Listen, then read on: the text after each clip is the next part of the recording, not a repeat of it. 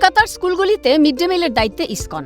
শনিবার তারাতলায় ইসকনের অন্নামৃত ফাউন্ডেশনের mega kitchen থেকে ফিতে কেটে পুষ্টিকর মিড ডে মিল বিতরণ কর্মসূচির উদ্বোধন করলেন মুখ্যমন্ত্রী শুভেন্দু অধিকারী। মেগা কিচেনের অনুষ্ঠানে যজ্ঞে ঘৃতাহুতি দেন মুখ্যমন্ত্রী।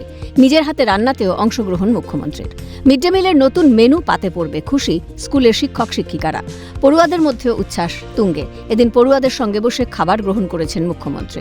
মুখ্যমন্ত্রীর সঙ্গে এই কর্মসূচিতে ছিলেন মুখ্য সচিব মনোজ আগরওয়াল এবং স্কুল শিক্ষামন্ত্রী দীপক বর্মন সহ অন্যরা।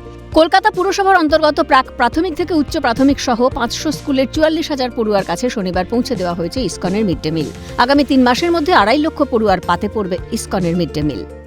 আজকে 1 আগস্ট 2026 কলকাতা পৌর এলাকা তথা কর্পোরেশন এলাকার প্রাক প্রাথমিক থেকে উচ্চ প্রাথমিক স্তরে 500টি বিদ্যালয়ে 44,000 শিক্ষার্থীকে আজকে থেকে পুষ্টিকর মধ্যাহ্ন ভোজন পরিবেশনের কর্ম শুরু করা হলো। শুভ কর্মসূচি এবং আগামী 3 মাসের মধ্যে এই পরিষেবা সম্প্রসারিত হয়ে 2.5 লক্ষ শিক্ষার্থীর কাছে পৌঁছে দেওয়া হবে। বর্তমানে প্রাথমিক স্তরে মিড ডে মিলের জন্য রাজ্য সরকার মাথাপিছু বরাদ্দ 6 টাকা 78 পয়সা থেকে বাড়িয়ে 10 টাকা করেছে এবং উচ্চ প্রাথমিক স্তরেও একই হারে বরাদ্দ করা হয়েছে।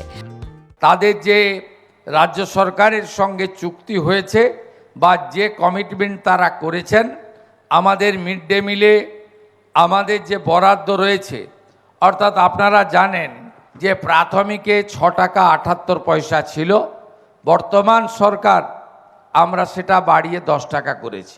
আপার প্রাইমারি এবং অন্যান্য ক্ষেত্রে 10 টাকা ছিল, সেটা সমতুলই করেছি। কিন্তু এটা দিয়ে এই যে মেনু ওনারা দিয়েছেন, এই মেনু হয় না।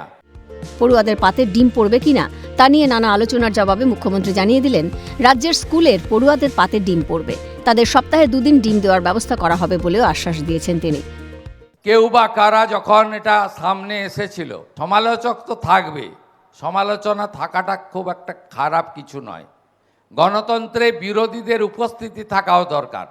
তারা কিছু না জেনে, আরে আপনারা তো চাইলে স্কুল শিক্ষামন্ত্রীর সঙ্গে কথা বলতে পারেন। যদি আমার সঙ্গে কথা বলতে লজ্জা পান আপনারা, তাহলে আপনারা আধিকারিকদের সঙ্গে কথা বলতে পারেন।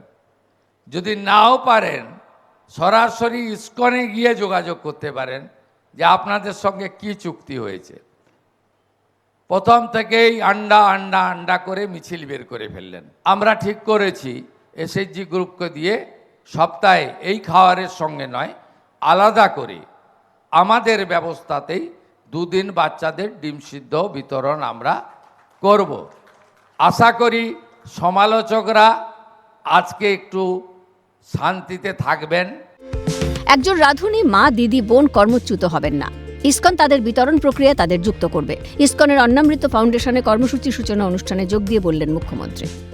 আমি সেই মিছিলকারীদের উদ্দেশ্যে বলি, একজনও রাঁধুনি মা, দিদি, বোন কর্মচ্যুত হবেন না।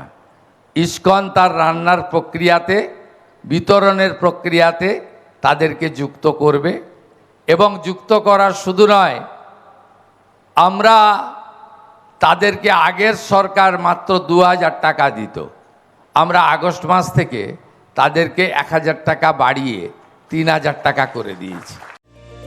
বাম তৃণমূলকে একহাত নিয়ে মুখ্যমন্ত্রীর মন্তব্য, যারা রাজনীতি আর চুরি ছাড়া কিছু করেনি তারা দেখুক পরিবর্তন হয়েছে গোটা ব্যবস্থায়।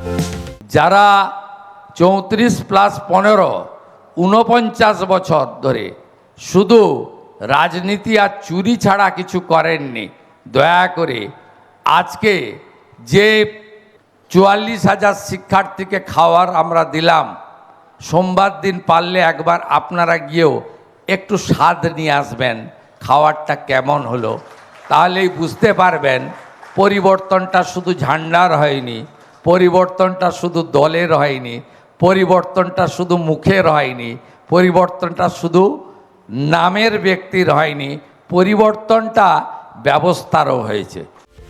রান্নাঘর উদ্বোধনের পর বৈদ্যুতিক গাড়িরও উদ্বোধন করেন মুখ্যমন্ত্রী। পড়ুয়া বা ছেলেমেয়েদের পুষ্টি এবং সঠিক বিকাশই মূল লক্ষ্য নয় রাজ্য সরকারের।